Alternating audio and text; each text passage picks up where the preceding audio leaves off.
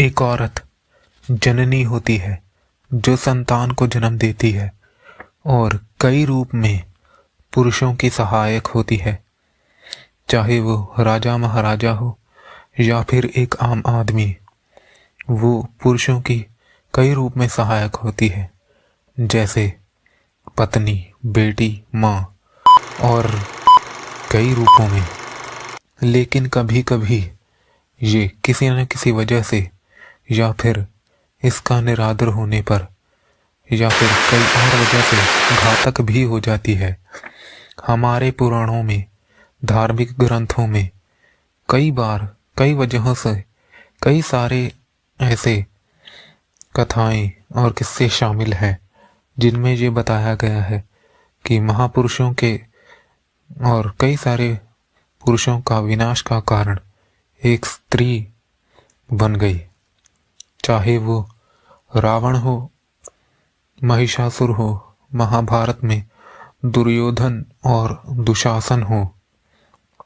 लेकिन हम जो आपको आज बताने जा रहे हैं, आज के युग में भी ऐसा ही कुछ है, ऐसा ही कुछ है। हम यहाँ पर उन औरतों की बात नहीं करना चाहेंगे जिनके साथ घरेलू हिंसा, बलात्कार या फिर ऐसी घटनाएं होती हैं, क्योंकि वो औरतें और महिलाएं तो निर्दोष है। हम यहाँ पर उन स्त्रियों की बातें करेंगे, उन स्त्रियों या महिलाओं की बात करने वाले हैं जिन्होंने चालाकी से और बिना वजह निर्दोष पुरुषों को ठग लिया, उनके साथ छल किया। एक ऐसी ही स्त्री के बारे में आज हम आपको बताने जा रहे हैं। नमस्कार दोस्तों, मैं हूं राहुल कुमार और आज मैं आपको बताने जा रहा हूं एक ऐसी ही कहानी जिसका नाम है स्वीट पॉइजन। ये है मेघा बोस। ये लड़की होने का गलत फायदा उठाती है। कई सारे लड़कों से पैसा निकलवाने के लिए पहले उन्हें अपने प्यार के जाल में फंसाती है और बाद में उन्हें रेप, घरेलू हिंसा, मारपीट या इसके साथ धोखा करने के झूठे आरोप में फंसा देती है। कई निर्दोष इसकी वजह से बर्बाद हुए हैं। मेघा एक बहुत खूबसूरत लड़की है और खूबसूरत होने के साथ वो बहुत चालाक भी है। उसने कई सारे लड़कों को बिना वजह ही कई सारे छेड़खानी के आरोप में या फिर कई सारे चोरी के आरोप में ऐसे कई सारे लड़कों को, निर्दोष लड़कों को फंसा दिया। और ऐसे ही एक लड़के जिसका नाम विक्रम था, वो उसकी मुलाकात मेघा से होती है। विक्रम कहीं गाड़ी में जा रहा होता है, उसे रास्ते में मेघा मिलती है, पर विक्रम मेघा को नहीं जानता कि मेघा से जान पहचान नहीं होती। उसे नहीं मालूम होता कि मेघा कैसी लड़की है, बहुत शातिर और चालाक लड़की है और वो लड़कों को झूठे आरोप में फंसाती है। एक दिन विक्रम को उसका दोस्त शांतनु मिलता है। शांतनु मेघा को जानता है क्योंकि शांतनु पहले मेघा का बॉयफ्रेंड था और मेघा ने शांतनु को भी छोड़ दिया था।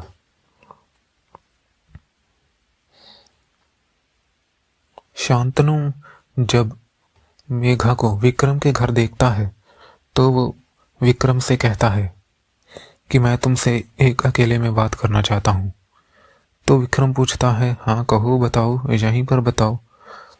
तो शांतनु कहता है कि विक्रम, मैं तुमसे अकेले में बात करना चाहता हूँ। मेघा उन दोनों के पीछे पीछे चली जाती है। फिर विक्रम को शांतनु बताता है कि मेघा पहले मेरी गर्लफ्रेंड थी।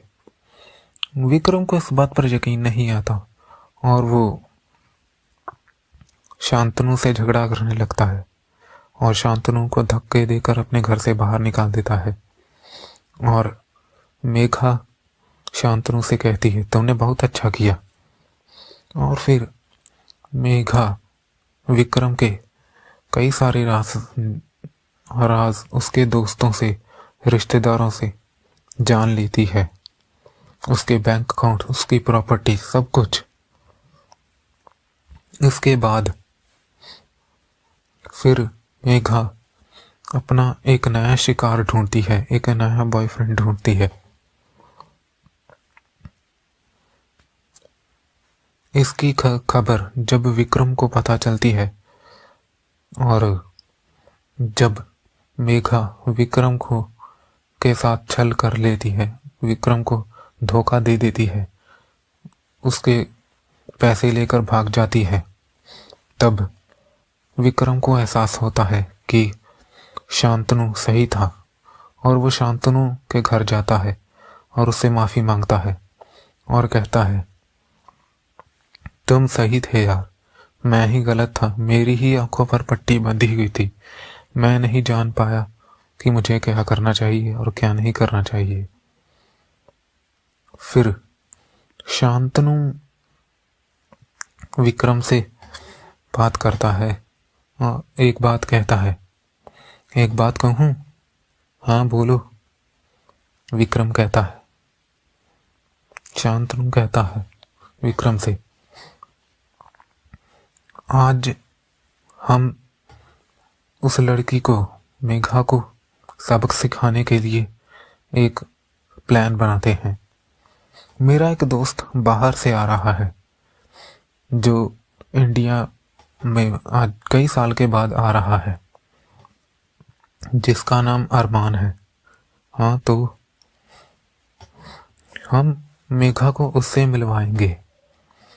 हम अरमान को कहेंगे कि मेघा से मिले और फिर उससे मिलकर हम हमारे साथ जो मेघा ने किया उसका बदला ले। विक्रम इस बात के लिए राजी हो जाता है और शांतनु से कहता है, ठीक है, तुम बताओ आखिर कब आ रहा है तुम्हारा दोस्त? शांतनु कहता है, अभी कल ही आ जाएगा वो। इसका अगला भाग मैं जल्द ही अपलोड करूंगा। धन्यवाद।